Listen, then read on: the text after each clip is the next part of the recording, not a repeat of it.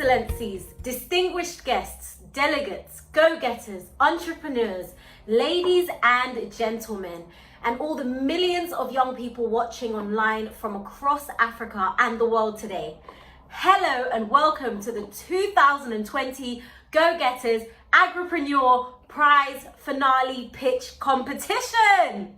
I really wish I could see all of your faces in person, but let me get started by recognizing the founding and technical partners of the Generation Africa initiative, whose mission and vision is to create a collaborative ecosystem of partners in order to grow entrepreneurs and transform the agri-food sector across Africa.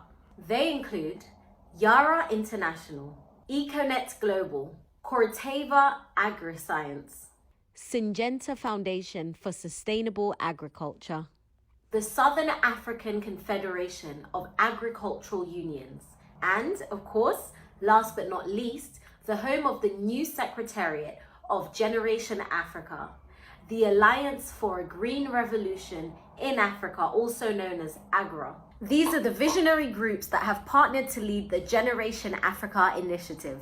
Out of almost 3,000 applicants from 29 African countries, it now comes down to the 12 GoGettaz Agripreneur Prize finalists.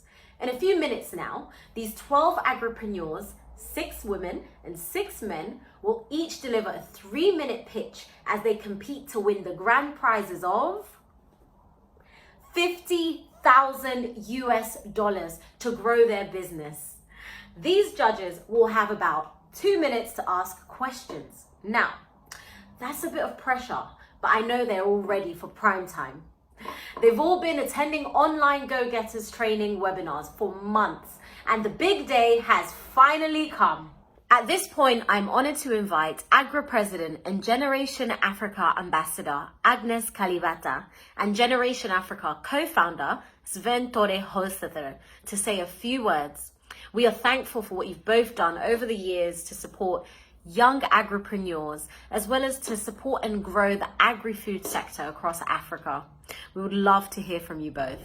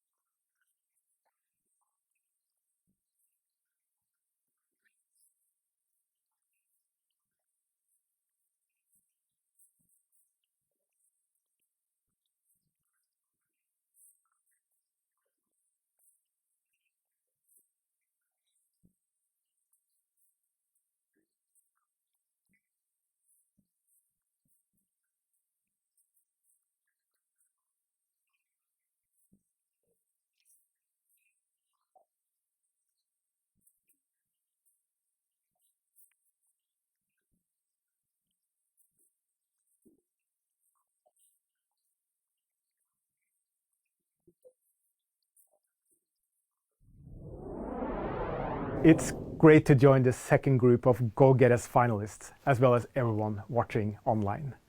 The tech-savvy young people of Africa have been very much on my mind over the last 6 months as the world has been disrupted by the pandemic. Each one of us has been affected, particularly small businesses and entrepreneurs across the globe. And I applaud you for your perseverance and resourcefulness in finding solutions and potentially even new opportunities during this crisis. I said this last year, and I still strongly believe it. Agri-food entrepreneurship is the biggest business opportunity in Africa today. However, it is a challenging road. I'm thrilled to shortly hear from this year's finalists, and I want to encourage everyone tuning in today to support these incredible, talented young people who are creating jobs as they move from idea to full-scale businesses. We must work together to solve some of the most pressing challenges in the sector. And I'm optimistic. If there is one thing we have learned from the COVID crisis, it is that we as a society can when we must. This year, we had to change a few things about the way the competition finale was done. But that's what entrepreneurs do. Adapt to the conditions. The show must go on. I wish you all the best. Thank you so much for those words of encouragement to everyone. And I'm equally excited about the opportunities of agribusiness as I'm an entrepreneur myself.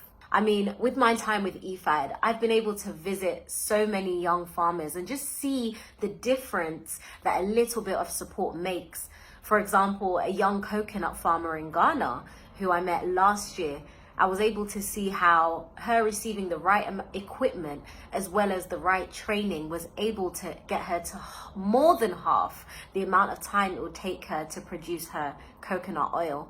So once again, thank you to everyone here who put so much time into supporting these young farmers. Now, Generation Africa is only in its second year and they've done a huge amount since I saw everyone last year in Ghana.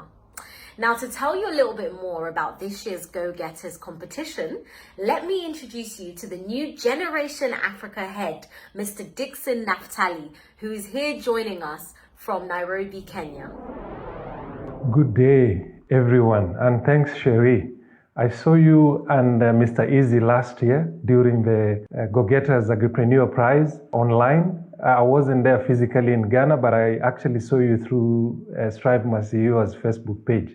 You guys looked awesome. I got started as the head of Generation Africa at that time when COVID-19 was really hitting Africa.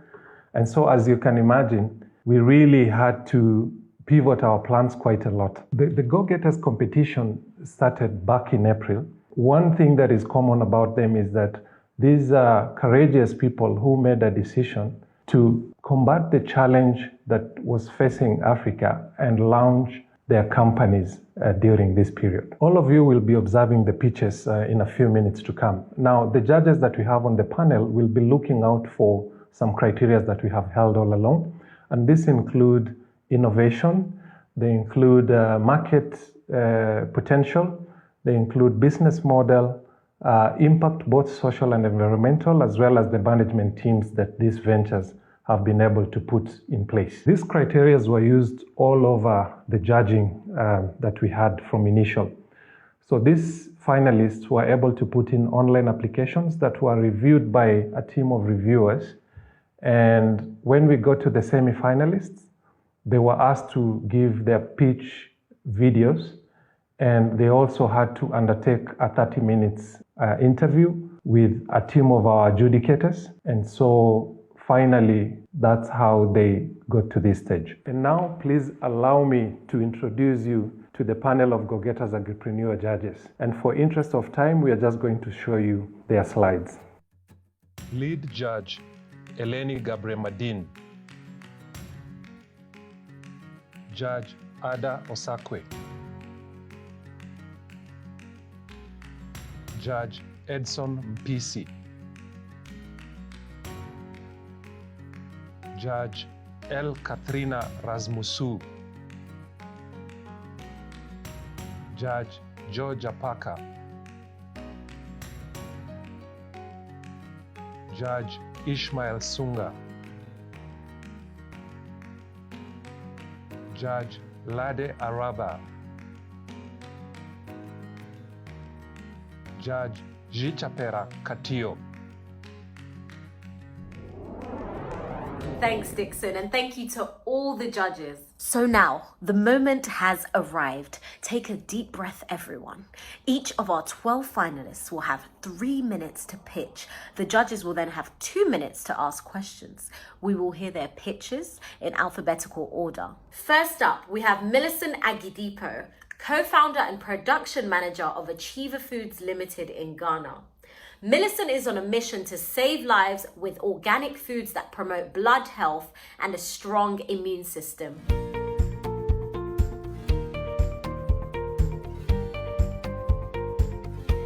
Four years ago, I almost died due to iron deficiency anemia. But turkey berry fruits called abedru in my community helped save me. Globally, 1.62 billion people are anemic. In Africa, 500 million, and in Ghana, nearly 10 million people suffer anemia.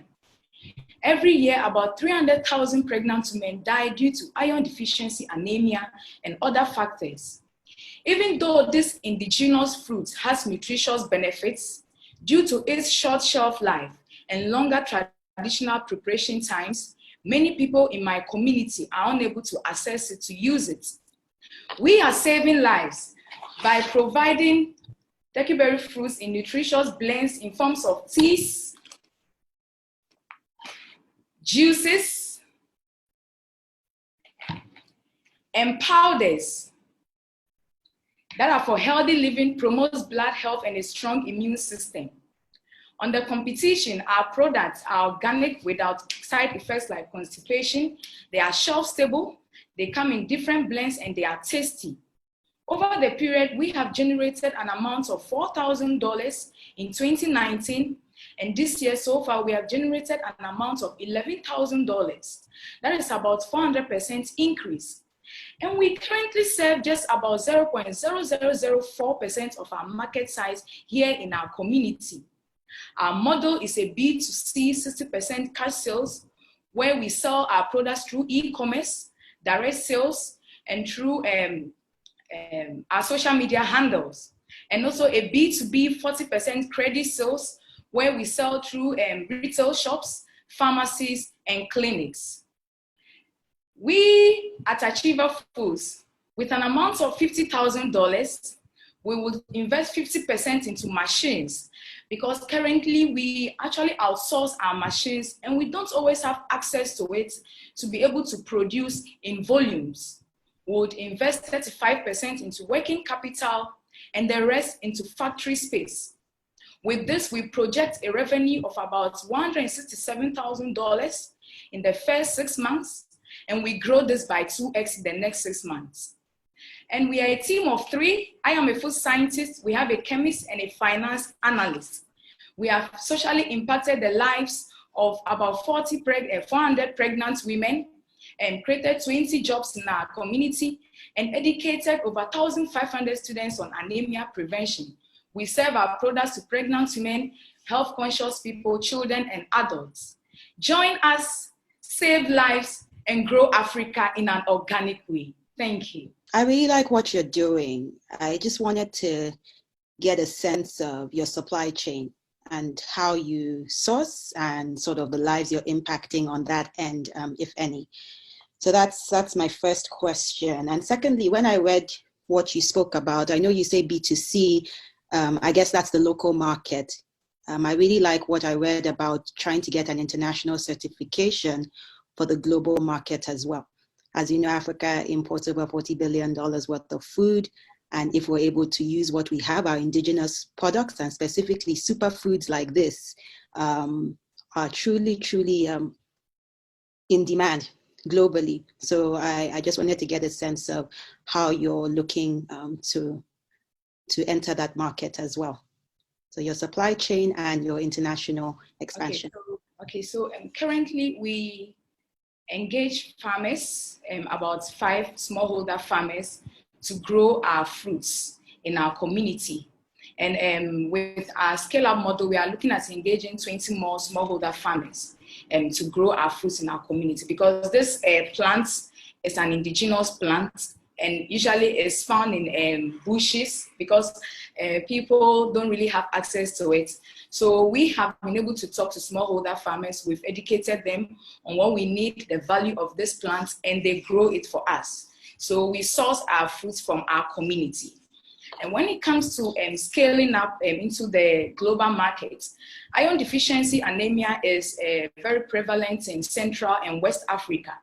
And currently, as we speak, one of our health influencers who has used our nutritious foods and has recommended it to a doctor in Ivory Coast, is actually ready to take his first consignment of about 1,000 units of the products. But because our production process is not really, we don't really have access to machines as we want, it will take us a lot of weeks to be able to meet the demand he's looking at. And we also want to scale up into Nigeria, and we are in talks with some business partners in Nigeria. And we had another order in the UK too, that's about a month ago. They are ready to stock the products in the Ghanaian market. They are a group of 3 people who already take some African products from here in Ghana into the Ghanaian market. And they also want to invest, go with our products into the Ghanaian market. So already we have a lot of business opportunities in other countries, even beyond just serving our local community. Thank you very much for your presentation. It was very good. I have a couple of questions. As this product, it's what you call the superfoods per se, the gingers and all that. Yeah. Have you done any research on the effects, to show evidence that it's actually helping, these women, increase their iron levels, or whether it is for sugar and all that, hypertension, etc. I'm saying this because many people are sometimes skeptical of these kinds of, products, and you need to show some kind of evidence that yes, it has actually made a difference in Ghana, in the people that you're serving. We actually spent about 2 years to do research on these products with certain regulatory bodies in our country. And as we speak, we have a certification from the Food and Drugs Authority. And this is an evidence of it. We have this also showing the commencement of our business, but this is actually the main thing. And we run a series of analysis on the products. These products are nutritious foods that have iron and other ingredients in them, but iron is the main. And with the results we got from the Food and Drugs Authority, it has revealed that the product has some iron content in them, and with other ingredients like vitamins. Yes, so we already have been certified by the FDA in our country, and they have given us the authority to sell our products. Thank you, Millicent. Next up is Karbush Barhum, co-founder, country director, and PhD advisor of Lombrisil in Morocco. His company builds vermicompost machines that automate organic fertilizer production from food waste using earthworms.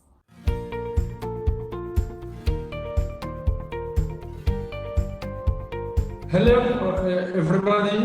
My name is Barhum Kharbush. I'm from Morocco.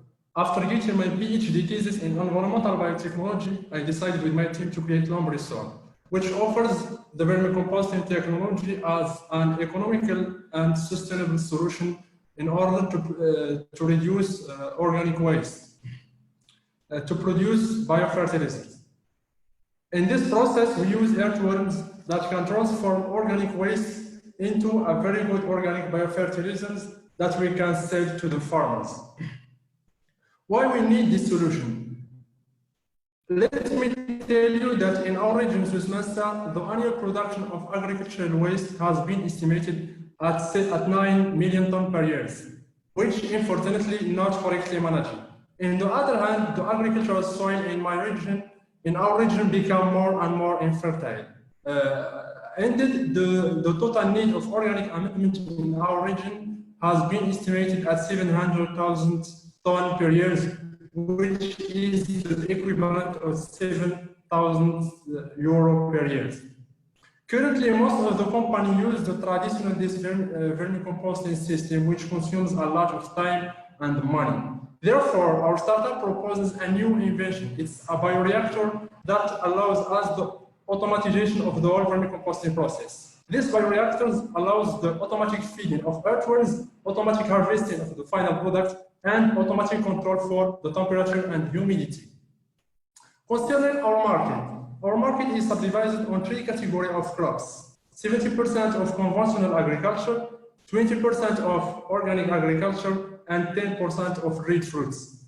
Our project has many advantages, like ecological impact. Our project is an eco-friendly solution to preserve the biodiversity. Economically, our project is a low-cost technology that we can use in all African countries because we use only earthworms. It's a natural solution. It's a natural solution for the preservation of our environmental, our environment. Currently, we need 100,000 euros in order to produce 3,000 tons of organic amendment. That allows us to make 300,000 euros per year.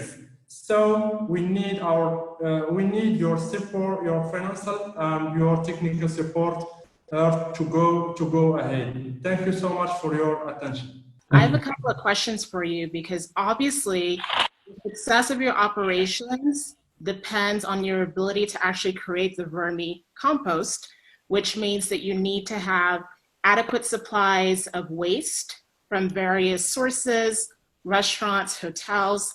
I wanted to understand if you already have waste supply contracts that are signed with these various entities, and given the COVID-19 pandemic with the reduction in tourism, how has that impacted your business model? The most advantage of this project is that we can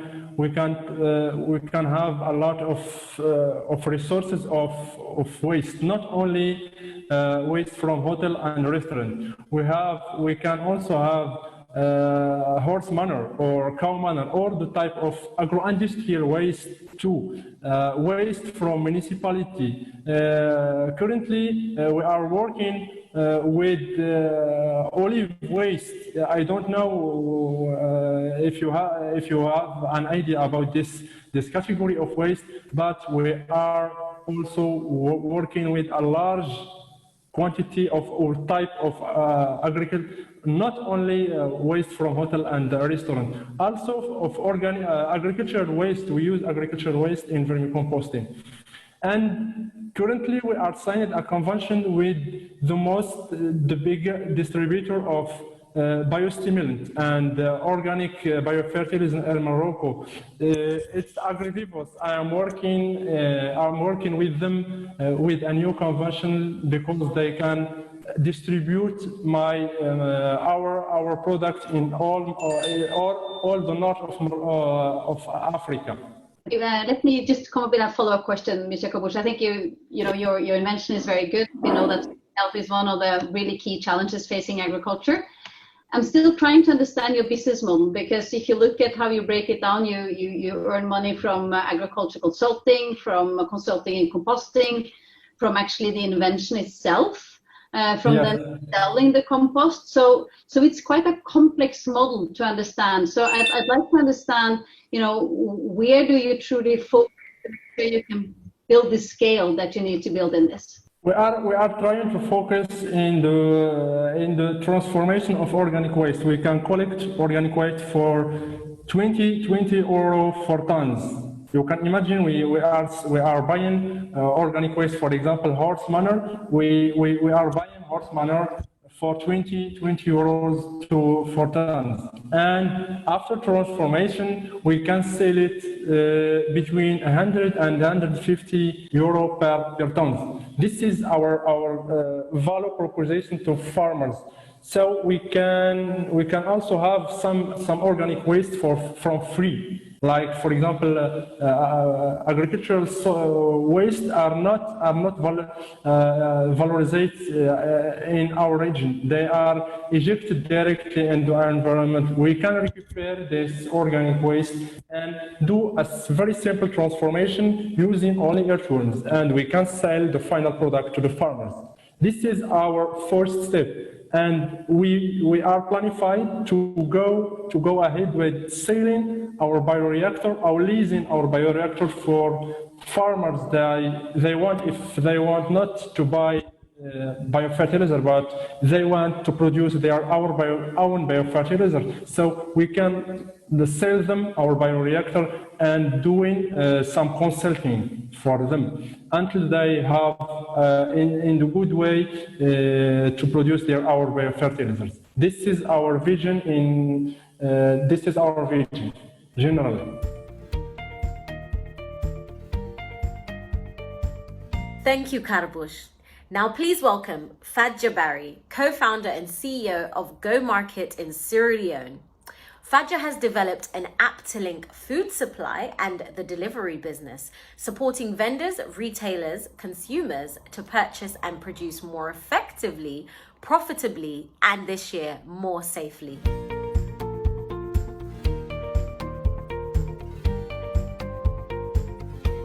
My name is Fad Jabari. I'm the co-founder and CEO of Go Market. I'm from Sierra Leone. As you may know, in Sierra Leone, 80% of the population are into agriculture, but the agricultural supply chain is still informal. And most of the time, a farmer will lose 30 to 40% of his production while trying to sell this product to the market, due to the lack of a proper transportation, lack of a proper storage facility, and also bad handling. But most importantly, there is a lot of middlemen that are giving them bad prices. Now imagine having a platform whereby a simple click, you can help this farmer to connect into a retailer in Freetown and help him get those products to the consumer as a market price. Ladies and gentlemen, this is not an imagination. Our team have been working after several trials and testing. We have been working to be able to bridge that gap by connecting the farmers to the internet and helping them deliver those products. With this innovation, we got selected by the Tony Elumelu Foundation in 2018. We got a seed capital of $5,000, but also we got the Salcaptech Startup Finalists and win the prize. We have a viable market. Freetown alone has at least over 2,000 to 3,000 vendors that are having problems sourcing for their daily stock. Imagine each of every retailer actually buy a minimum of $20 a day. Our goal is to be their main supplier by connecting them to our platform. This seemed to us a very viable business because we started in 2019 with just 4 retailers, and today we have 5 collection centers, and we are working with 47 retailers the day of today. And with that, we have 250 smallholder farmers attached to these collection centers. Our business model is based on retail. We do source from our network of farmers and run the logistics from the farm to our collection center and our storage facility. From there, we list the product to our mobile app, then retail to consumer. And with the COVID-19, we have been able to capture a new market because of the stay at home. We actually pivot our business and focus on to the business to consumer. And for the day of today, we have up to 164 active users in our platform, and we are getting 10 home delivery every single day. This innovation is possible because of our wonderful team. My co-founder is a software developer, a data scientist, and also open source enthusiast. I myself is a digital marketing specialist with a deep knowledge in sales and digital communication. We are supported by a dedicated and passionate young team.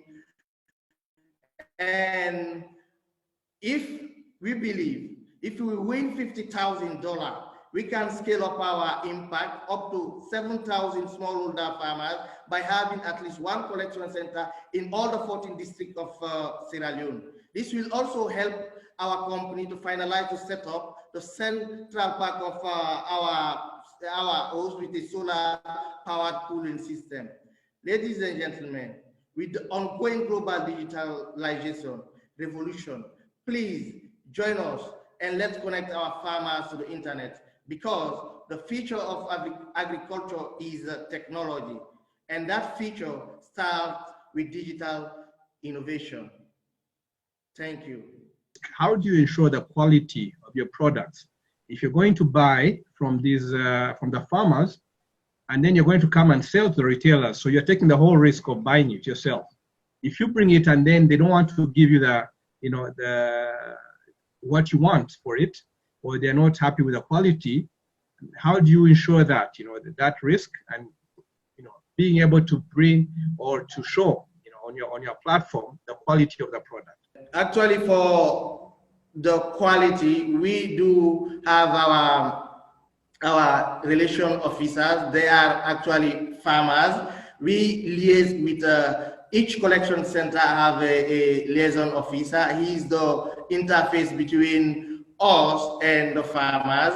We do work directly with him, and also the farmers directly work with. He's the coordinator in some kind of a word, and we ensure that because most of the time what are giving the perishable product a bad quality is the handling, because we take the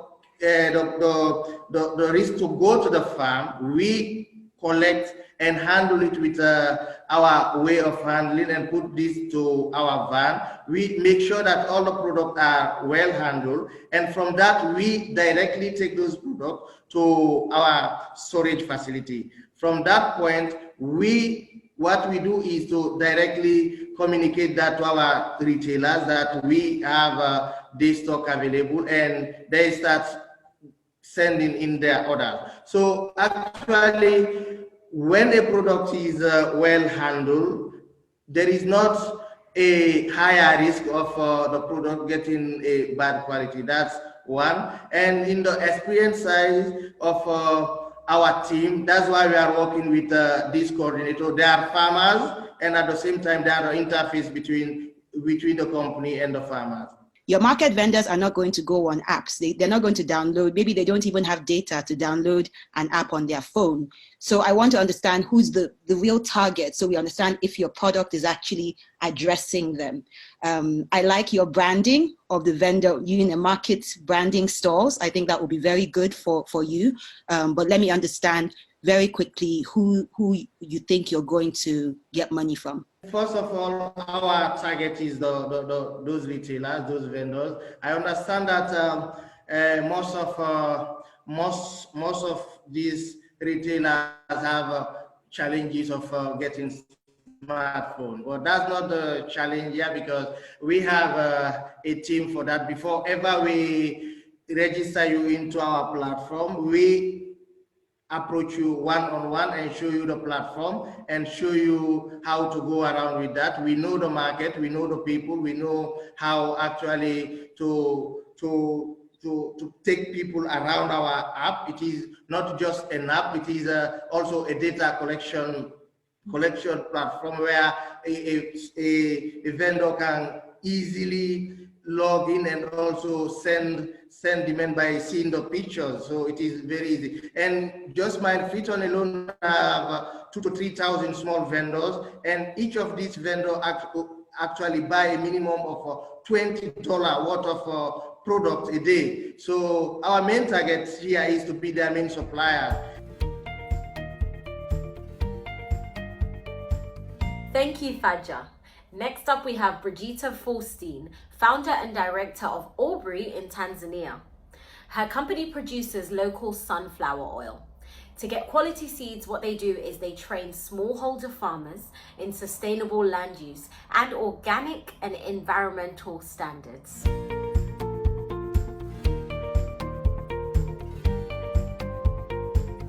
Thank you very much. My name is Brigitta Faustin, and I'm founder and CEO of Obri Tanzania, and I'm based in Dar es Salaam, Tanzania. Sunflowers are a great business opportunity in Tanzania. The country is the second largest producer of sunflower seeds in Africa, yet we spend more than $120 each year just to import cooking oil. But the worst part is even the farmers who work so hard to produce these sunflower seeds still lives under $1 per day. And all these are contributed by three main factors. First, sunflower seeds are exported, processed overseas, and then returned as a very expensive cooking oil. Second, most of our farmers are smallholder farmers with no storage facilities, no marketing skills, hence they have to depend on the middlemen to sell their produce. And these middlemen earn 10 times more than the farmers. And third, our country lacks modern equipment just to transform these seeds into high quality cooking oil. So for the past 5 years, I've been working with women smallholder farmers to process, brand, and supply affordable sunflower cooking oil under the Obri brand. And our target market is low and middle income families in Tanzania, which constitute about 90% of our population today. Our business model is this. We partner with different organizations and institutions here in Tanzania, like the Aga Khan Foundation and our local government here. We train farmers on how to grow sunflowers sustainably, that they don't have to use artificial fertilizers at all. And also we put emphasis on zero use of GMOs, genetic modified seeds. We also give our farmers farming inputs as well as quality seeds during farming. And we understand the problem of capacitating the farmers. At the end of the day, they don't know where they're going to sell their produce. So we buy all the seeds that our farmers produce, twice as much as what they were used to be paid by the middlemen. And then we process, brand, and supply our cooking oil across Tanzania. To date, we're working with 1,872 women farmers. We've been able to raise the income of our farmers from just under $2 per day to $7 per day, and $7 is the middle income family in Tanzania. We have done all this, and as a company, we've gained revenue. We've been able to grow from $56,000 in 2016 to $1,100,000 of our last quarter this year, and we're on track to double this amount by the end of next year. We are a team of 7, and with $50,000, we are planning to invest in double refinery equipment machine, as well as in storage facility, as well as some amount will go into branding and packaging of our products. And all this will help us to increase the supply network of our women farmers to over 3,000 women farmers by the end of next year. And we also have a plan to grow and scale to Mozambique. That is our next marketing plan. So this money will help us to reach that goal. I strongly believe that Africa, can feed itself and stop importation of basic use products like cooking oil and other food products. And I believe that if we invest in agriculture now with the right investment, especially to our smallholder farmers into value addition, and if our government will put good policies that will allow intertrade across the continent, we'll reach that goal and eventually will be the breadbasket of the world. Thank you so much. Okay, so you said your 2019 revenue was $1 million. Is that correct? As of this last quarter this year. Okay, so so it's 19 and 20. So, but your profit margin is 25%. So that means you have generated $250,000 in profit, right? Yes. Yes. So, how much have you reinvested from your profit margin into scaling, into additional equipment? And all of this with 7 employees is also amazing. So this sounds on paper like a very high growth, highly profitable business. So why aren't you, putting it, and all of this only with the investment of $60,000 initial investment, or have you injected more capital? So what I'm trying to understand, and still a disconnect in my mind, is why isn't this reinvesting even more and also attracting a lot of capital financing? Of course, we have reinvested this into our business, and for us to exist in this business and to make profit and to have larger impact, we have to reinvest into raw materials, because if you don't have raw materials, then you're out of business. And sunflowers are seasonal here in Tanzania. It's only 2 seasons, so you must have a large stock so that you will be able to run throughout the year. So large part of our revenue and the numbers that I've shared goes back to investment in raw materials. And not in capital investment. You're not investing in capital. So that's working, raw materials working capital. So capital. You're not making capital investment. You're not increasing the size of your warehouses or your machinery or so on. Or are you? No. And why not? Because if we don't reinvest into raw materials, then we're out of business. So because the larger part of our business is raw materials, because it's only one season for sunflowers here in Tanzania. Okay, but that's where financing comes in. You don't have to be the one who does everything. You don't have to be 100% bootstrapped, which is what you are, right? So you haven't wanted to go down the raising of capital from other investors yet. Is that what has happened? Have you gone to commercial investors? Actually, we have attracted 2 investors, and we are still in conversation, but we haven't closed the deal yet. So you've done all this, very impressive type of track record.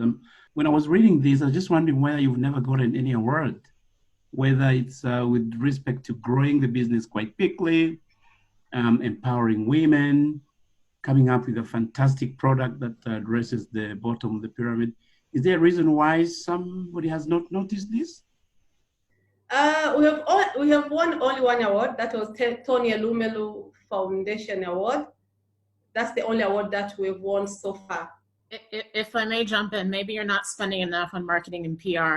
It sounds like you need to have a budget line that's dedicated specifically to that. Very quickly, 2 additional questions. This is generating a lot of discussion. I wanted to understand how much you're spending on actually acquiring your raw materials and what percentage of your overall costs that represents. And then you're looking for this $50,000. Is that because that is what is on offer, or is that exactly what you need to increase the capacity of your processing machines? Thank you so much, Leda. Actually, we need more than $500,000 to scale. So 50,000 will be, some small percent to our $50,000.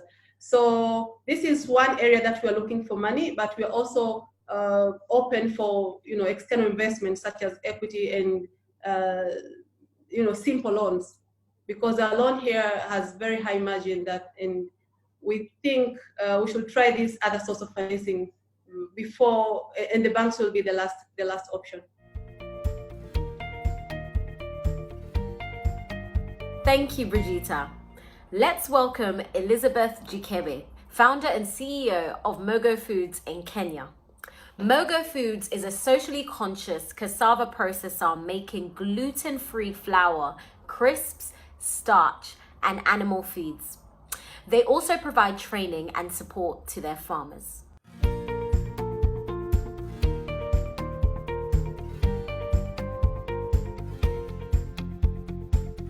Thanks a lot for having me. My name is Elizabeth Jikebe, and I'm the founder and CEO of Mogo Foods, and I'm also a software developer by profession.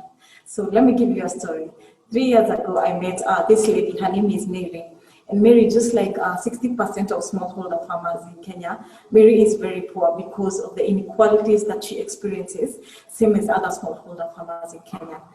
These inequalities include exploitation by women and lack of a constant market for her produce, which leads to post-harvest losses. On the other hand, we have more than 5 million children and adults living at the base of the pyramid who are at a risk of malnutrition since they cannot afford their daily recommended nutrition intake due to the rising cases of drought, which has resulted to an increase in the staple food prices. To solve these problems, we process cassava tubers into affordable and nutritious gluten-free flour. And our flour is a one-to-one replacement for maize and wheat flour. And the flour is also fortified with vitamins and minerals. We work with over 8,000 smallholder farmers in Kenya, where we train them on how to farm the cassava tubers, and then we provide them with a market for their produce by purchasing the tubers from them. Cassava is a drought-resistant crop, and it improves the soil fertility, as well as being easy and more affordable to grow. Because it does not require any inputs such as fertilizers or pesticides. So we are hoping to work with 15,000 smallholder farmers by the end of 2021. We are currently selling over 18 metric tons per month, which translates to 72 metric tons of cassava tubers from our farmers. Our sales are done through over 800 retail outlets in Kenya and directly to consumers with over 5,000 customers through our e-commerce sites. We also export to 6 countries, which include the USA, UK, Italy, and Germany. Our cost of goods sold are currently at 35 cents in US dollars, and we are selling the product at 60 cents in US dollars locally, therefore making us a profit margin of around 41%. Our main marketing channel is social media, where we have over 53,000 followers on Facebook. And our biggest current bottleneck is packaging, since all our packaging is done by hand, so we are not able to meet the maximum production quality for our meals. So with the $50,000 that you're going to get from the GoGettaz competition, we hope that we'll use the $30,000 will be used in purchasing a packaging automation machine, and $10,000 will be used to train 2,000 more smallholder farmers, and the remaining $10,000 will be used to market the product at the base of the pyramid. We have an amazing team who make all this magic over here happen, and the team is comprised of 5 full-time employees and up to 15 casuals who come from time to time on a need basis. And finally, I believe that through empowering the smallholder farmers in Kenya or in Africa, Africa will be able to achieve zero hunger and also feed itself, and also eliminate poverty among smallholder farmers. Thank you. Thank you very much, Elizabeth. And I really, really like this idea, and the idea of really taking cassava that grows well in Africa and making it into much more produced. So that's a lot. I have a few questions. One is regarding the flour itself. You know, to what degree is it comparable to maize and wheat and so on when it comes to use? So does it bake as well? And so understanding that side of things, and also what is the production cost per ton for this type of flour compared to maize and wheat and so on. And the second question is a bit on the market focus. So it seems like you found a nice niche and that you might be the first to actually start packaging it and marketing the way you're doing, which is really fantastic. The question is, how can you keep that, avoid competitors coming and taking that space quickly? And also, where do you put the most market focus? Because yes, Kenya is really your market, but then you also export. And how do you make sure that you focus where you really can make have the best opportunity to grow your market and ensure you keep that position? So when it comes to the uses of the flour, so the flour is number one, it's gluten free.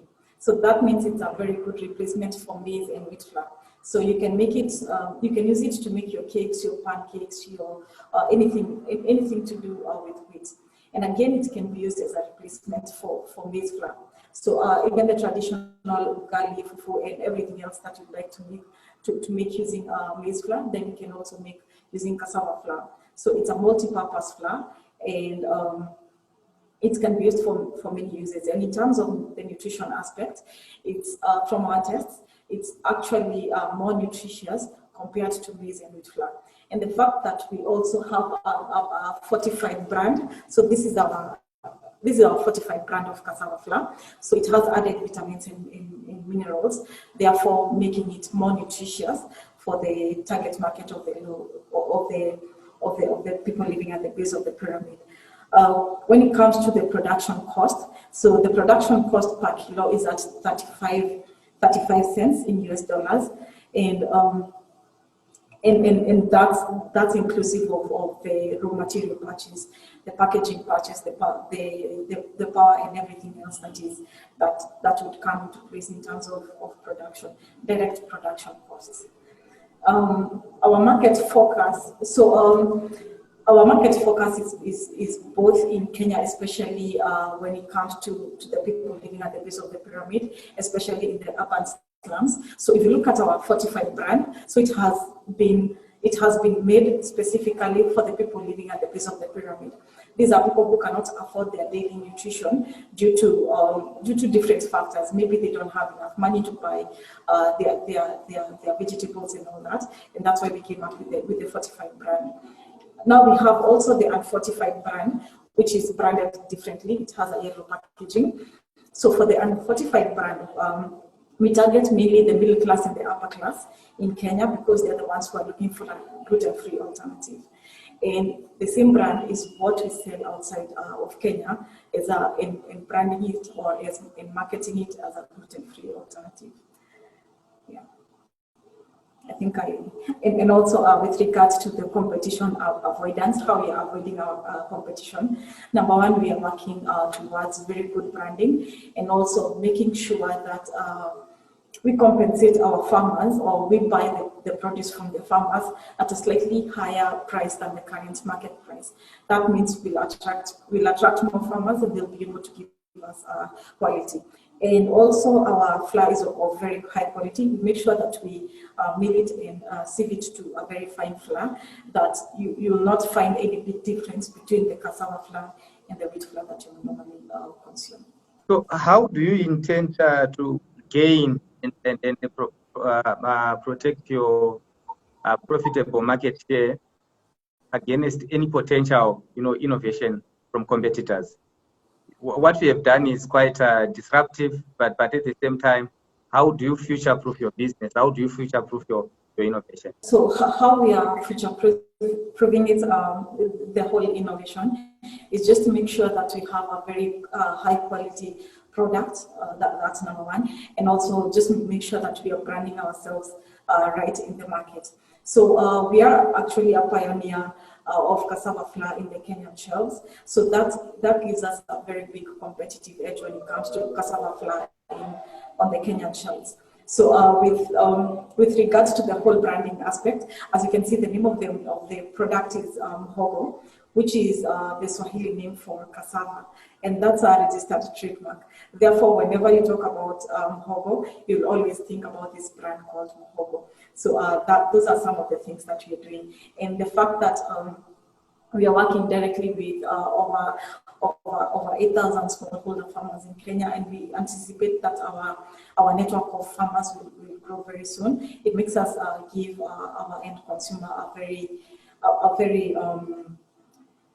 very high quality product for them to consume everything. Thank you so much, Elizabeth. Now we have Agnes Kanjala, founder of The Farm in Malawi.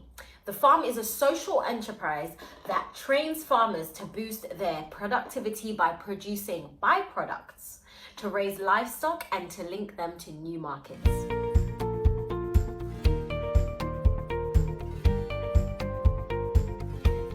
Hi everyone, I'm Agnes Kanjala and I'm from The Farm. Today I have a very simple question for you. What if the world's 500 million smallholder farmers could farm all year round, feed their communities, and even had surplus which they could monetize at any point? What would you do to achieve that reality? I know Sabrina, a 27-year-old driven smallholder farmer who comes from generations of smallholder farmers that have lived in poverty. But Sabrina is different. She would like to prosper through her farm, and her solution is simple: livestock production. There, however, is just one problem for Sabrina. She does not have access to quality inputs, techniques on modern farming, and also the right markets. Sabrina is one of the 2 million smallholder farming households in my country that make up the majority of the poor. And it is very clear that for farmers like Sabrina to break this poverty cycle, they need to do something that they have never done before. And for Sabrina, that meant joining The Farm. At The Farm, we have built our entire business model around farmers like Sabrina. We partner with grassroots smallholder farmers to produce livestock by creating a symbiotic convenience where we pull resources from the farmers and the company. Essentially, our solution is that we provide farmers with livestock production inputs, trainings, and market access, while the farmers provide crop residue and raise all of the livestock. At the end of each cycle, we then split the sales output between the farmers and the company. With this simple solution, we are able to reduce the cost of production by up to 15% and increase the farmers' annual incomes by up to 80%. Using this grant, we'll be able to target 1,000 more farmers and also establish a livestock breeding center, which will be able to save thousands of farmers over a period of 5 years. Our vision for 5 years is that we should target 100,000 smallholder farmers and contribute to our vision of elevating hunger and poverty. I previously worked with One Acre Fund and other international agricultural and technology companies, serving millions of smallholder farmers in Malawi, Zambia, and Mozambique. And now, together with my teammates who are also passionate about working with smallholder farmers, we have decided to commit our careers to serving farmers like Sabrina so that they too achieve their vision of having a prosperous farm. Thank you. Yeah, thank you very much. Agnes, I think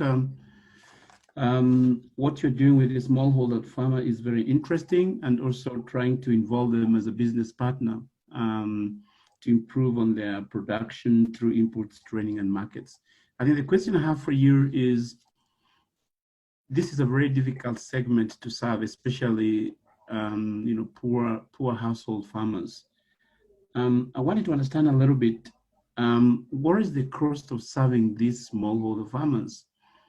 And based on the model, are you already making money or not? So right now we are at a stage where it is a pre-revenue stage, but then we will start making money from the product that we gave to the farmers early this year, around February. We'll start to make money as early as this month, because it does take about 6 months for the product to mature and then be ready for market.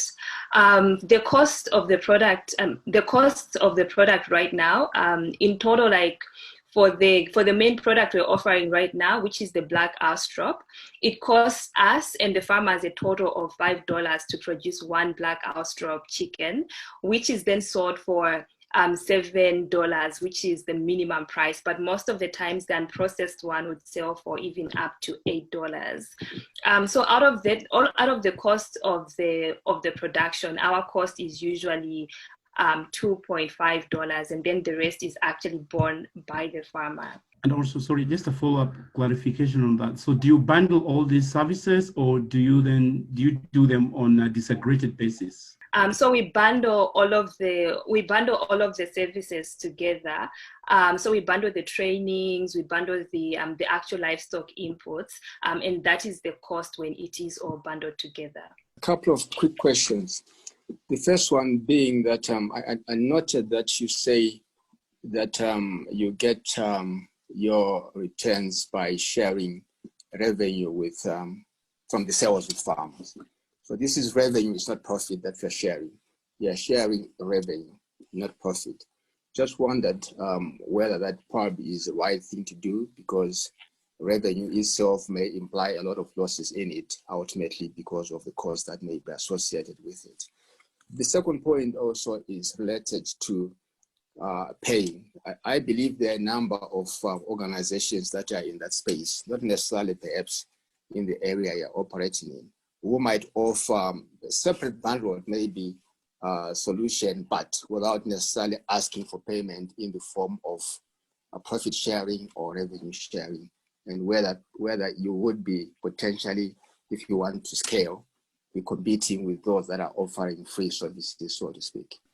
So on the first question, so what we do share with the farmers is actually the sales. So the sales revenue is what is split between the farmers and the company. So the company does get 40%, and then the farmers do keep 60%. And we do realize that from another perspective, this might be viewed as problematic.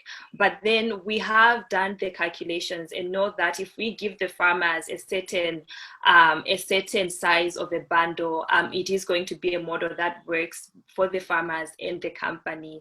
And a lot of people are usually concerned about the profits, to say that, are you really going to be profitable from that 40%? And the truth is, yes, we are going to be profitable, but we're going to be more profitable if we serve more farmers and have larger package bundles for each farmer. And then for the second question, can you please repeat that? I was essentially saying that there could be NGOs or other initiatives that are providing similar services, maybe different bundles, and they don't have, farmers don't have to share their revenue or their profits. So if you want to scale, you're going to be competing with people who are in that space that don't charge and you charge. Yes. So right now, in our space, our biggest competitor is Heifer International. So they actually do offer farmers these livestock without the farmers having to pay anything. But then they also do not have access to them to a lot of farmers within country. Like right now in country, the average livestock owned by a farmer is just 2.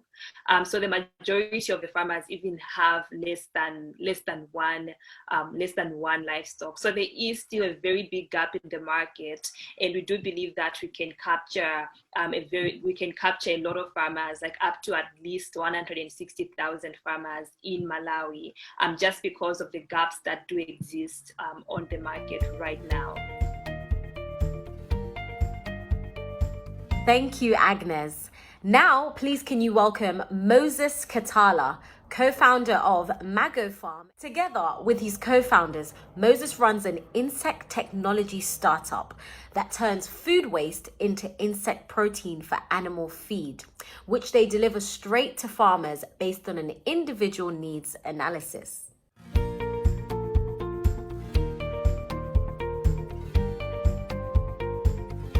Good afternoon, ladies and gentlemen in the room. Thank you for taking the time to hear my presentation. My name is Moses Katala. I'm an entrepreneur based in Kigali, Rwanda. I'm the founder of Mago Farm Limited, and we are an insect technology startup company. Ever since I was a child, my family depended on livestock farming for survival. Very often, my mom would raise pigs and poultry so we could get school fees to pay for our education.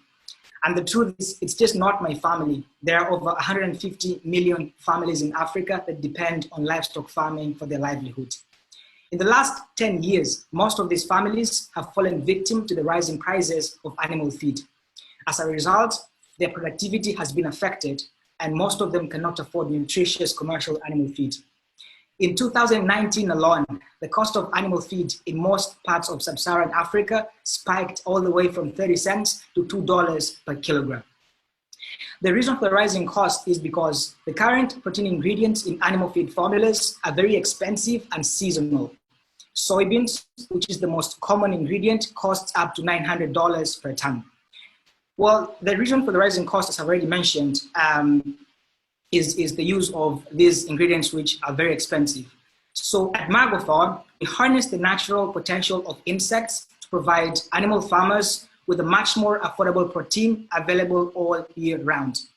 Using the larvae of an insect species called the black soldier fly, we produce an alternative protein ingredient called Magomil that contains 15% more nutritious protein and costs 20% less.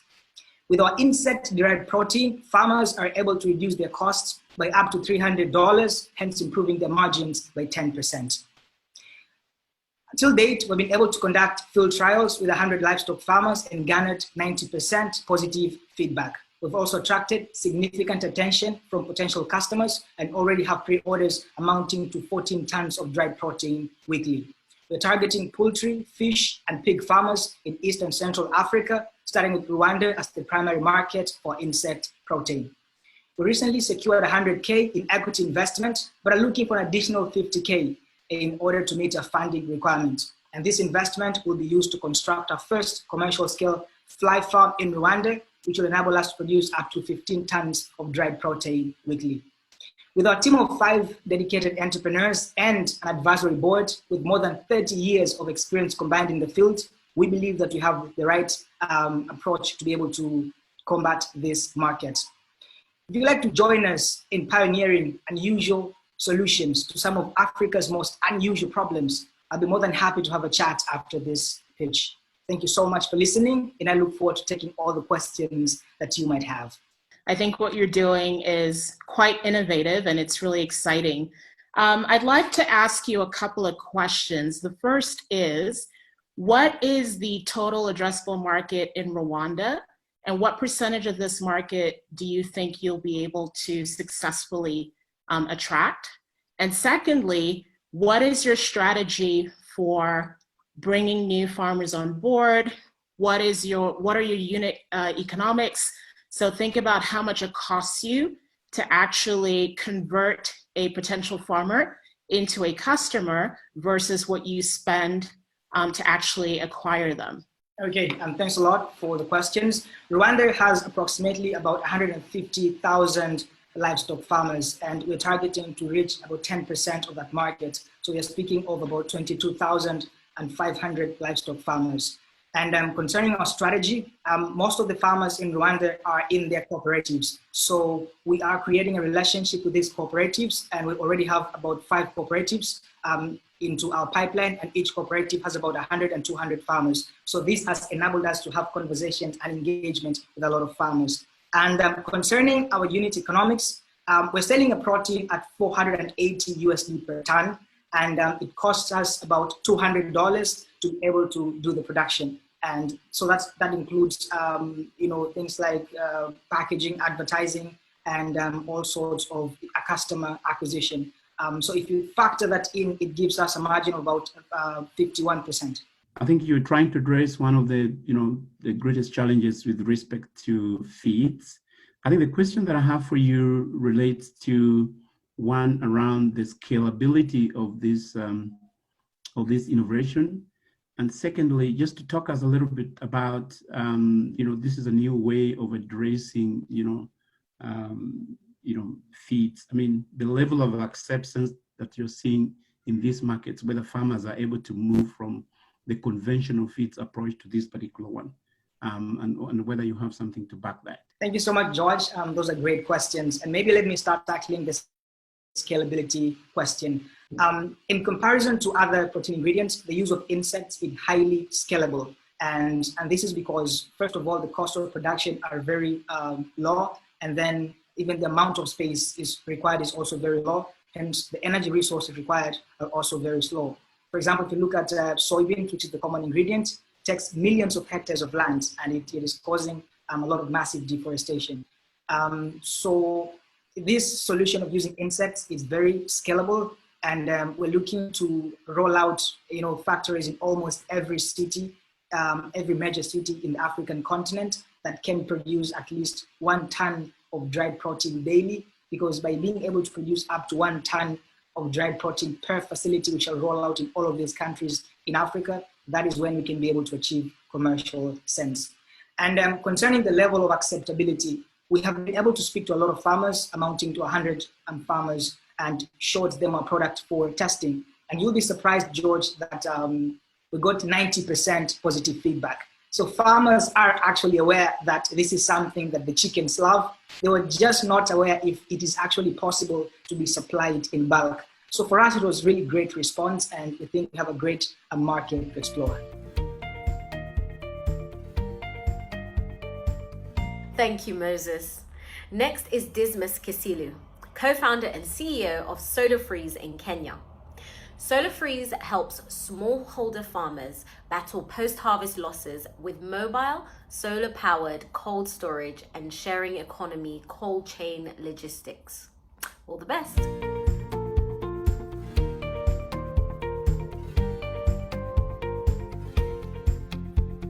So I'd like to tell you the story of my good friends. She's called Ndunge. She's a small-scale farmer down in Makueni, which is in eastern Kenya. And her farm is 1 acre. She plants mostly perishable produce such as kales and capsicum.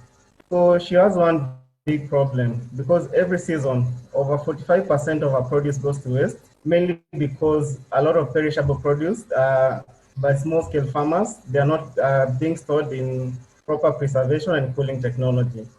So this challenge affects her income, where every season she earns less than $200, meaning that she could have earned at least $350 for the same produce. So how does Solar Freeze come into this problem and provide a solution? So our product is a simple walk-in solar-powered cold storage, which is 20 feet, and small-scale farmers get to store their produce as a service. They don't really get to buy the equipment. They just store it per day and for the period of their use. So we enable them to pay as little as 10 Kenya shillings for use of our solar-powered cold storage within their locations, enabling us to reduce post-harvest loss. So the problem is really huge for small-scale farmers such as Ndungia that I had mentioned, whereby the FAO estimates that it's a $310 billion problem, where a lot of perishables goes to waste, especially in developing countries. I'll give you a good example of potatoes, whereby in a season, in January this year, the price of one sack of potatoes was going for $12 US, but right now the same sack of the same potato is going for $25 US. And potatoes are a really good candidate for storage and preservation within Solar Freeze cold storage technology. So we also use data to get the farmers to connect with better markets and learn about the pricing within urban areas and the retail markets, so enabling them to have a wider perspective about the best pricing. Our technology also has an IoT sensor that helps us to keep track of the exact temperature so that we can give time technical updates and troubleshoot the equipment in case there is any challenge in the field.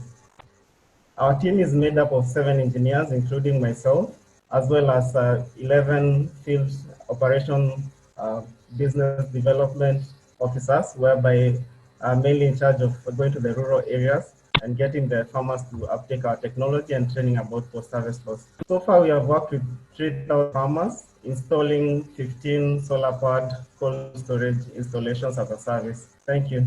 Thank you very much. I really like your business idea. I think you're really hitting yet another very big problem, African agriculture. I'd like to start at the other end of the supply chain and ask a few questions about the solar panel and the refrigerator. So you say that you provide them much cheaper.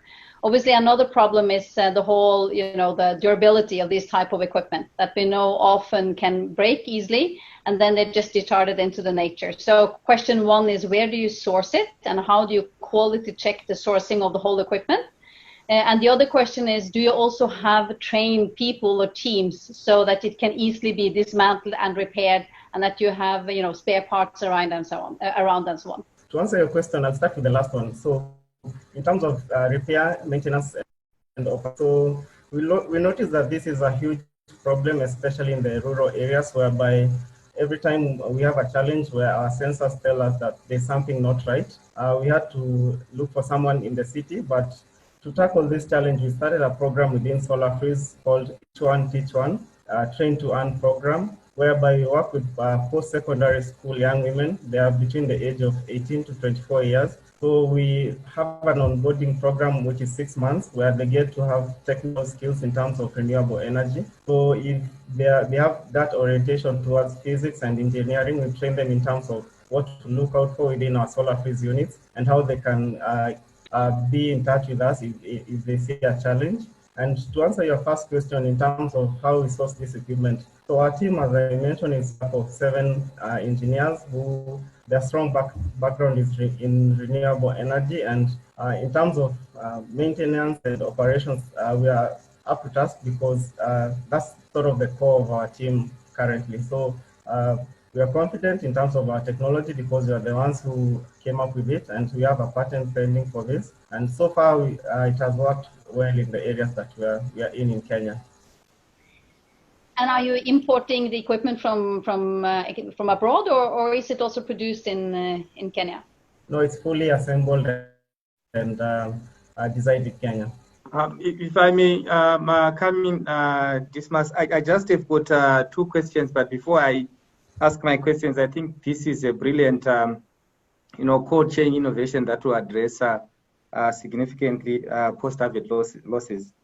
Now, I've got two questions. The first one is, so to what extent does, the mobility of your solar freeze limit the volume or size, of it? Because if it is more, mobile, then it has to be of a size that is movable.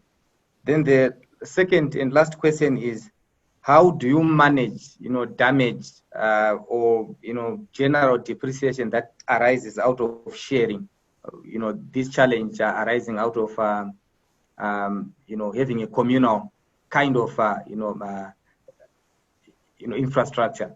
Those are my two questions. Yeah, sure. So I'll answer the last question in terms of how do we manage the damage.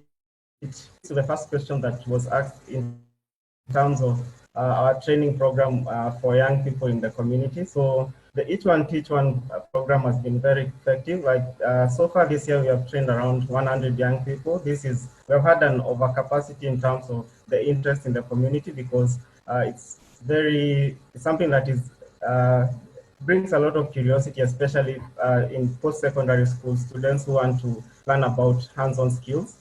So they are the ones who helped us in terms of if they have the hands-on skills and they notice something is not going on properly, coupled with our IoT sensors, which give us real-time updates, we are able to diagnose the problem very early on. And to link up with the second question in terms of the mobile aspect, where there might be issues in terms of breakdown and issues in terms of how do we move it from one location to the other.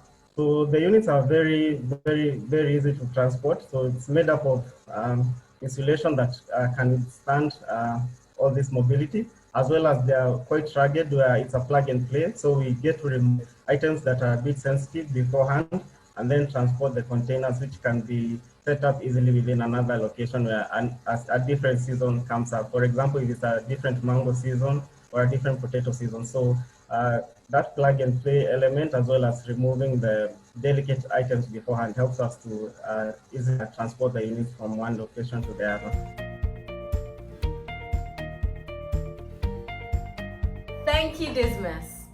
Please welcome Daniela Kwayu, co-founder and CEO of FEMA Agri in Tanzania. Daniela is the CEO of this digital agriculture investment platform that provides smallholder farmers with blended finance with the aim to de-risk the value chain.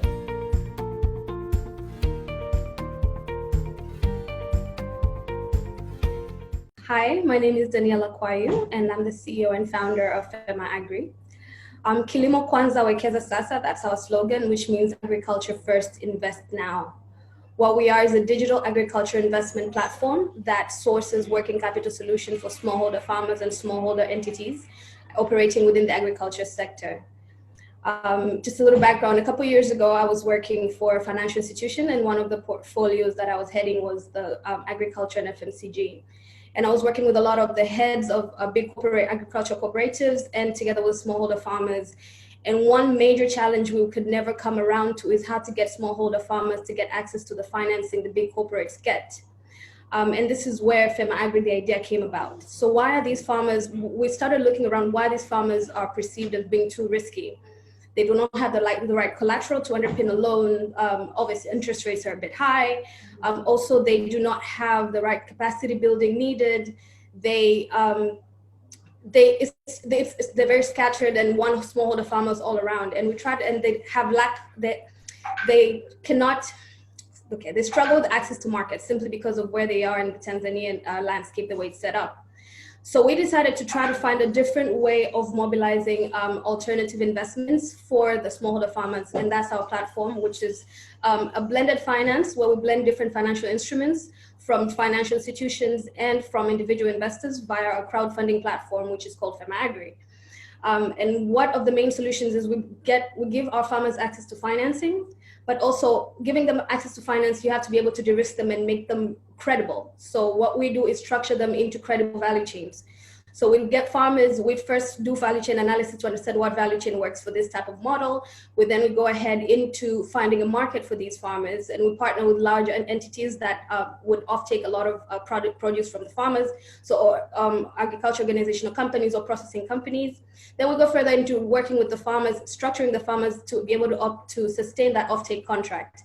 And then we insure those farms together, then the fundraising happens. Now we realize even further as we're unlocking the model is you can't just give them money and then you run off. These are farmers, they have other entities they need to be working with. So we went further into monitoring at each investments that we unlock for our farmers. So on our platform, when an investor like you find people interested in investing in agriculture can go into a platform and find credible farmers who have access to markets, who have been insured by our partners for agri-insurance. And these are what we call now credible de-risked value chain farmers that we are controlling in our ecosystem.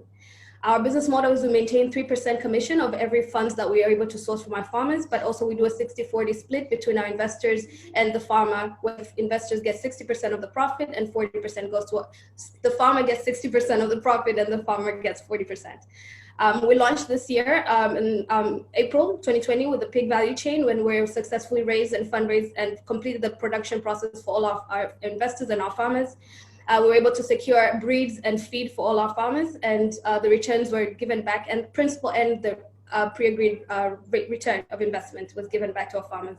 We currently have 100 users on our platform and 12 active investors who've invested in the pig value chain.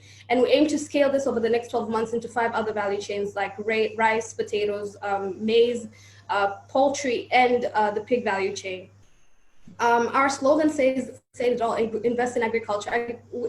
Agriculture first, invest now, which means we believe agriculture is the cornerstone, but mobilizing the right investments is key into getting development within the agriculture first. Right? Have you looked at blockchain as the modality to really create that value chain management? And along with that, you're a finance person, so who else is on your team? Because you really need some agri people who understand the value chain, and you need some tech people. And you didn't tell us at all about your team. So please tell us about your team. So very, very good. Blockchain AI is definitely something, the next iteration of the platform that we're looking into, being able to track the food from production to where it goes, being able to understand the trends in not only in the farmers, how they operate, but the investors in terms of AI is definitely at the core of what our next iteration of our platform is going to be like. Right now, we started with a prototype and one value chain so we can fully understand what are the pain points that we have to deal with. I think the next question you asked was, sorry? Team. Oh, the team. I'm very proud of the team. We're a very group of young, ambitious finance agronomists in the team who really see the problem at hand. We all either have families who are farmers or ourselves have tried farming, or coming from a finance background who saw the complete problem at hand. So we have a team of 7 right now, and we're scaling up for a team of 15 to be able to just add more value chains. Like I said, we're looking at value chains that are very, that cater to the consumption model of Tanzania. What do we eat on a daily basis? And those are the value chains we're venturing to.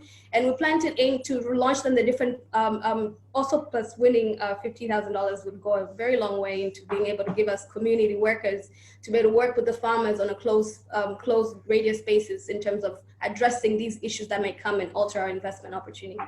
I just wondered, most of the questions, again, if you're asking the last time, you tend to do the least job because everyone is asking questions.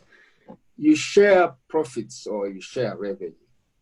I just wondered if there are losses, what happens? Because business is not always rosy. There are going to be losses, and there could be long-running losses for a while. And if you are on a profit-sharing arrangement or revenue-sharing arrangement, how would you manage that? Perhaps you have not yet experienced it, but I wanted to understand how you plan to do it in the future. So the profit share, again, yes, this is we launched in April, so we're quite new into unlocking these value chains.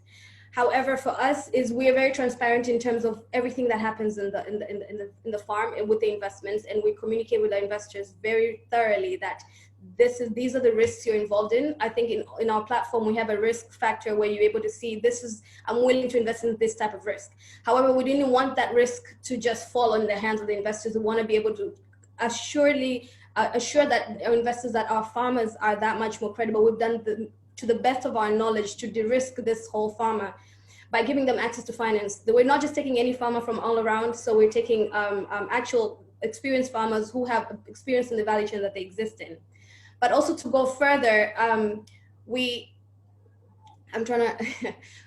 do a lot, so we do not invest in the long term. We really invest in the working capital. That means each cycle is revalued before we go back to funding. So if you're a farmer, you're doing chicken, you have about 8 cycles a year. So each cycles you're measured according to your performance of your life cycle and your past 2 cycles.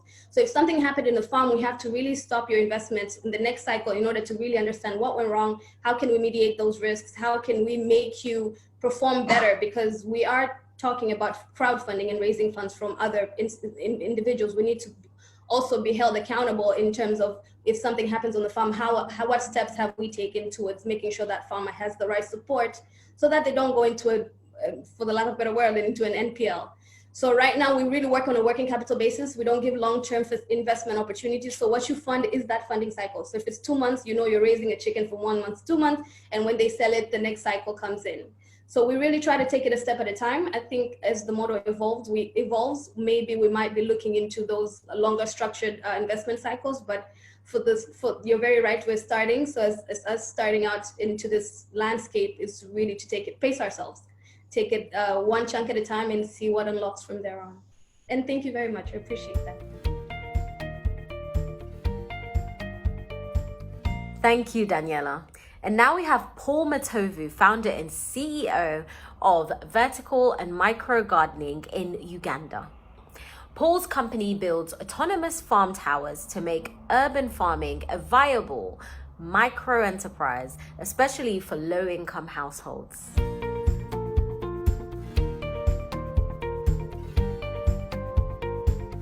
My name is Paul Matovu. I'm the founder of Vertical and Micro Gardening VMG Uganda.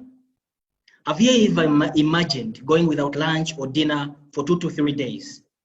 That is what I had to go through as a child. Growing up with my stepmother in the city wasn't easy because she did not have a stable source of income to purchase food for us, and neither did we have enough space to grow food by ourselves. The best my mother could afford was 1 meal a day. I grew up telling myself that I should find a solution to this problem. And in 2014, I found a solution. That solution, ladies and gentlemen, is the vertical farm.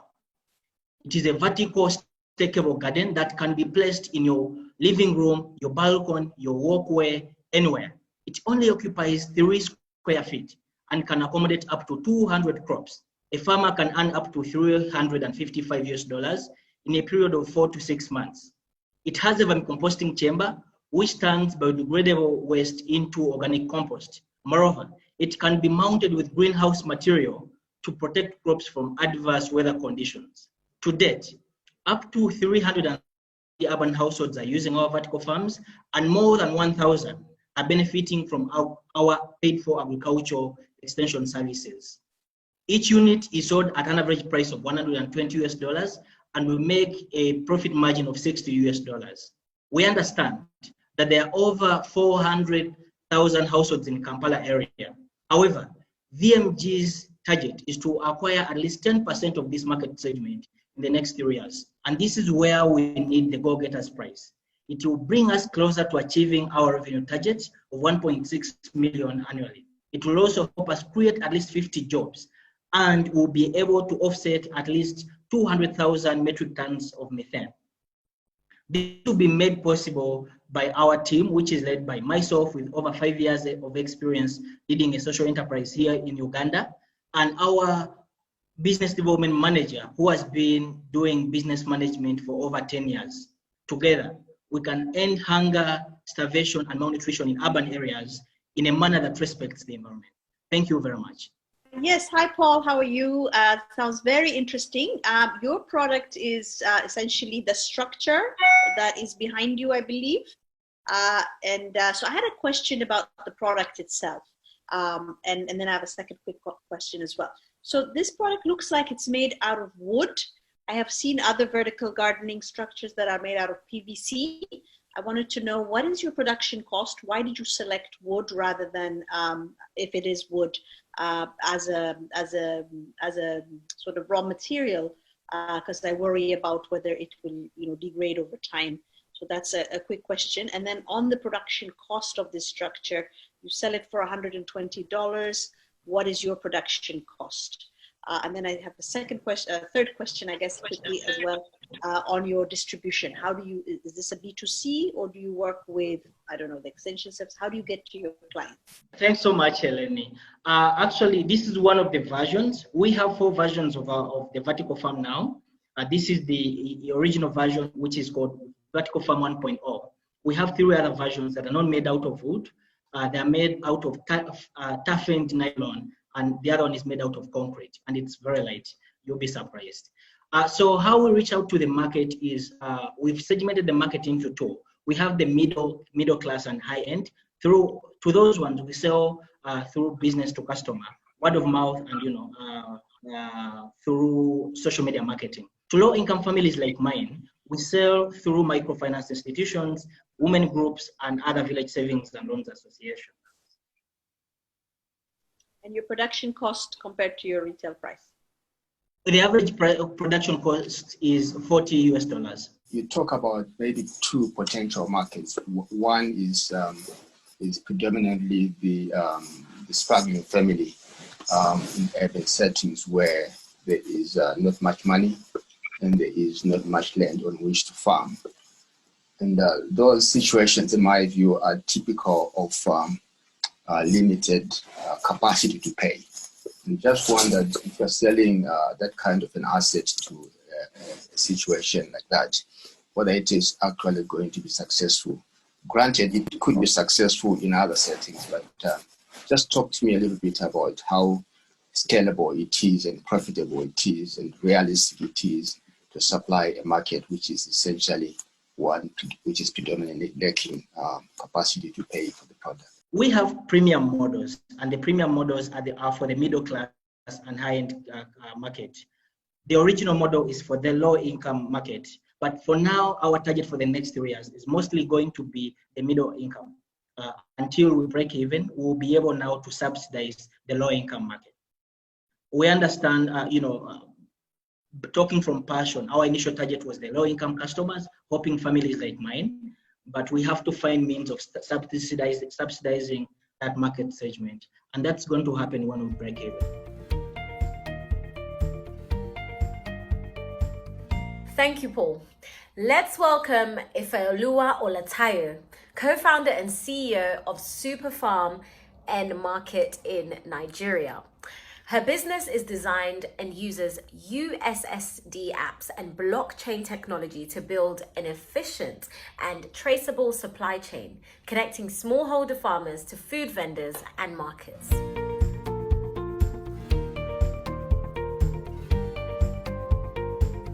Hi, my name is Ifeoluwa Olatayo, and I'm the founder of Super Farm and Market Limited, Nigeria. This is a tomatoes.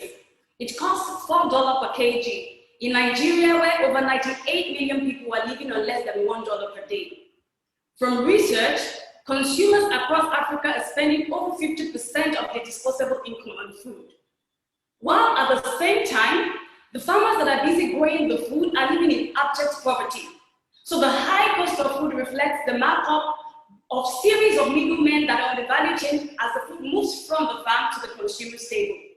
We are trying to solve this problem by eliminating the myriad of middlemen on the value chain using a simple USSD technology to organize procurement interface between rural small-scale farmers and urban retailers. Our own model is very simple.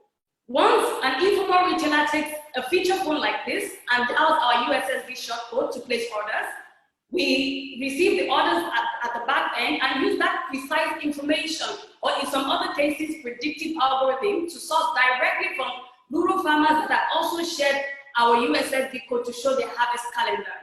We go to the farmer to collect the produce, and we prepare the farmer at better prices than middlemen do.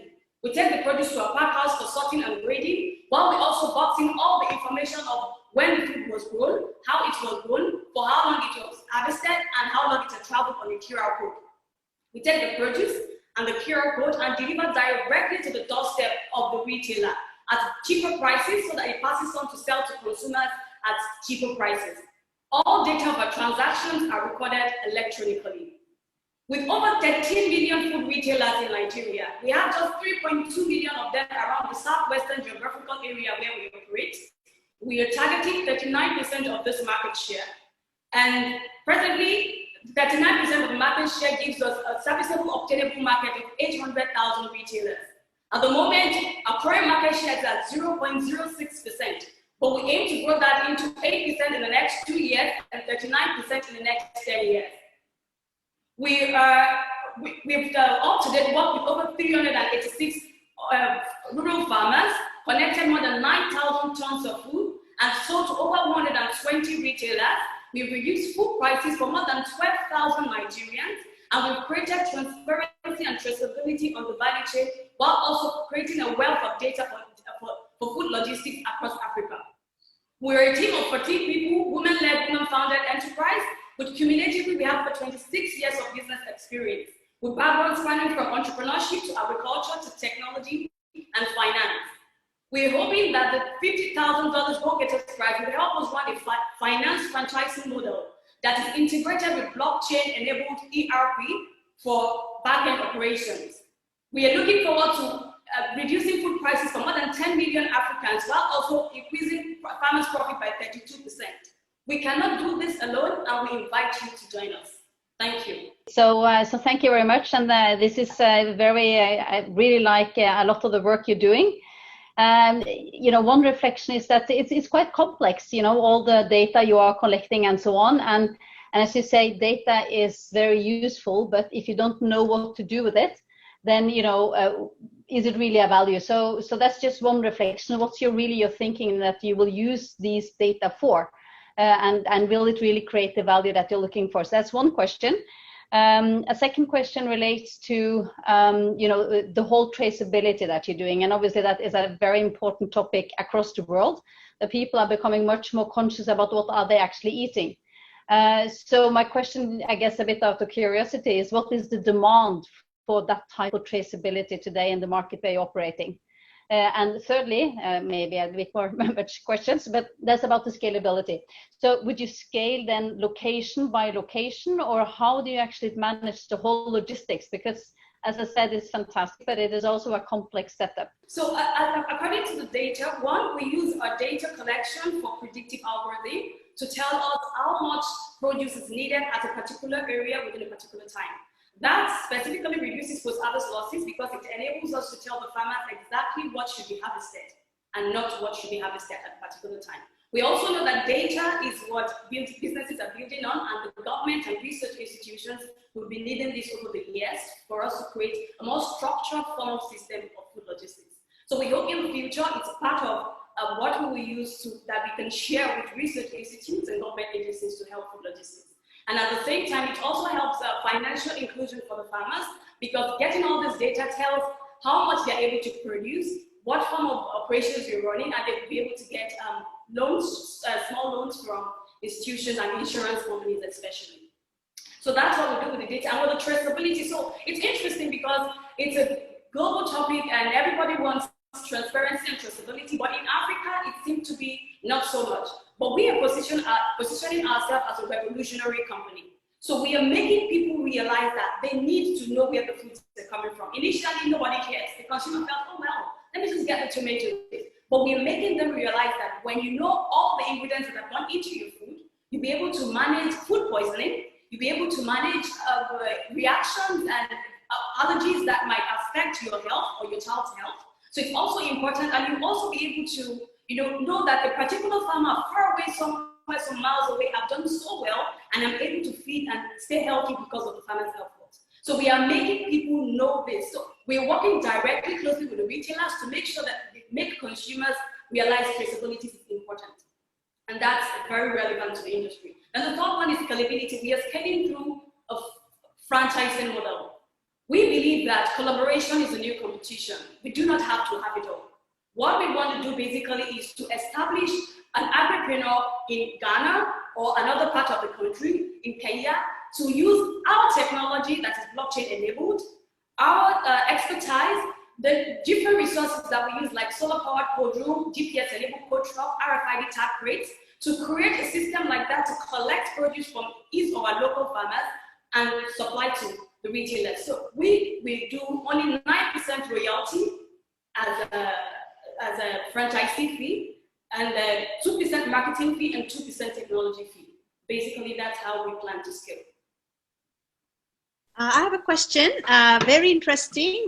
Two things that, two of my favorite things, market distribution and blockchain, you're combining. So I'm quite excited, but I am wondering why you chose to work with small retailers rather than large retailers, because typically a supermarket chain would be most, I think, interested by this model of the blockchain technology, because they are doing large-scale procurement from multiple vendors, small farmers. So have you considered that? Did you reject that on by design, or is that something you're going to get to? That's one question. And second question is on this idea about the loans, because somewhere in here, we didn't talk much about the financing and who absorbs the risk. Because if you are financing the operation, then you are the one who's taking on, in my view, a lot of risk and possibly too much risk as a small business. So in other words, are you Amazon or are you Alibaba? Think of it that way. And so with the financing, then you can possibly move into something with large retailer clients. You can move into something like a forward contracting.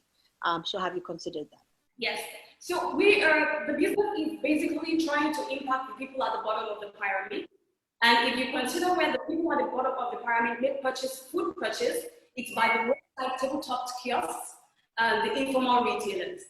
So we put purpose at first that if we really want to touch people's life and reduce food prices for the people there, then the best place to meet them are the informal retailers. Then informal retailers in Nigeria, for example, control 92% of food purchases, while the other 8%, so the other 8% goes to the large retailers who do not control a major market share. However, in the future, we will also be working with them because, I mean, food affordability cuts across, but because we are targeting people at the bottom of the pyramid, we're starting with the informal retailer at first. That's the reason. And the second is financing. So for major financing for how we work with the farmers is interesting. We start with identifying a lead farmer and we put them in clusters, and we supply them all the inputs, the improved seeds, the fertilizers, the agronomic practice training, extension services that they need. But for us to be able to manage our quality at the end of harvest, that's the reason we're doing that. And we're also managing the financial system by putting them in groups so that there is a guarantee within that groups of whoever defaults on harvest collection or defaults on payment, we will have to take it off. So we are managing it through a social guaranteed system. If that answers the question, did I answer the question? I think so. But who is providing the financing in your system? So we provide the financing in form of inputs. In form of inputs. So the seeds, the fertilizers, the trainings is what we provide. We do not do cash at all. So you're taking on production risk and market risk. Yes, so we are taking yes. But before, the reason we're taking the production risk is for us to be able to control the quality of the products that is coming from the farmer. Otherwise, if we go to, when we started, we're going to any farmer, and when we collect produce in our van, before you get to the market, there's post-harvest losses and you've lost so much.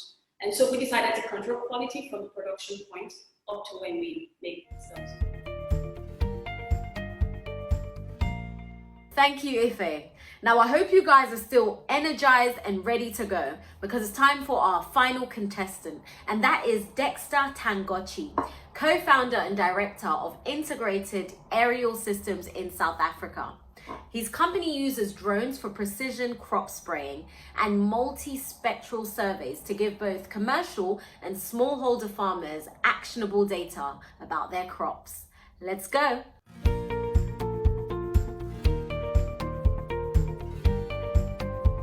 Good afternoon. My name is Dexter Tangochi, co-founder and director of Integrated Aerial Systems, or IAS. We're a fully licensed drone operator based in Cape Town, South Africa. IAS was founded in 2016 and has built up a strong presence in the agriculture sector, having surveyed over 35,000 hectares of crops to date. Our data has helped over 150 farmers make informed decisions on the inputs and resources required to maximize their outputs.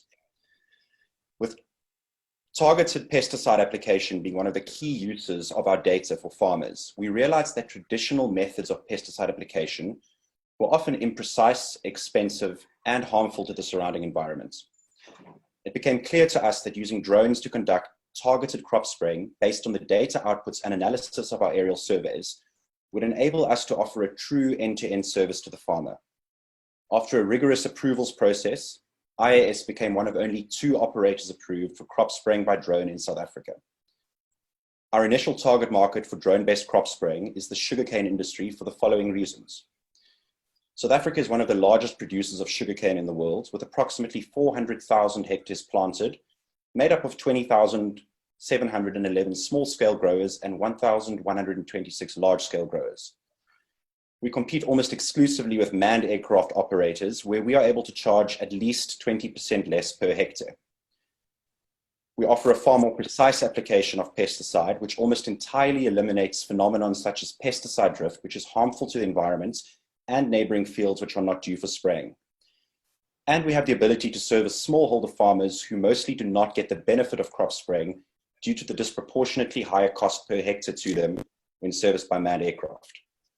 So what is our business model? We have developed a franchise model, which we call a business in a box, for our crop spraying operations.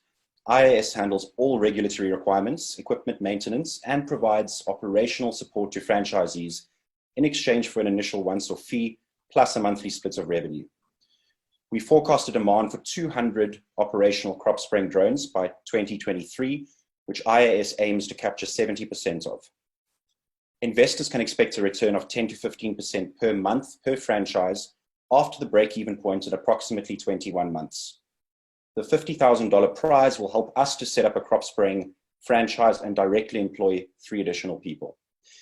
In anticipation of our expansion and requirement for trained personnel, we have partnered with the Agriculture Sector Education Training Authority, or AgriCETA, which will support us in our aim to integrate youth, women, and previously disadvantaged people into our organization. IAS has a proven track record in driving efficiency in agriculture through a scalable and profitable business model. An investment into our crop spraying operation will help us achieve our goal of becoming the largest crop spraying operator in South Africa, with a company culture focused on environmental and social sustainability. Thank you for your time, and I look forward to questions from the judges. Thank you so much. Dexter, I just have got one question. I want you to advise us on how you are going to achieve scale, and are you limiting your innovation to South Africa? What other countries are you looking at? And do you have a fair understanding of the context of those countries in terms of land size? You mentioned here small scale and large scale. To what extent can you achieve scale, say, over the next 3 years? Our initial market will be focused on South Africa because the market is large. We are definitely not limiting ourselves to servicing any other crops such as maize or wheat, but initially, and to get the initial push we need, sugarcane is a great industry for us for the next 2 years at least to focus on.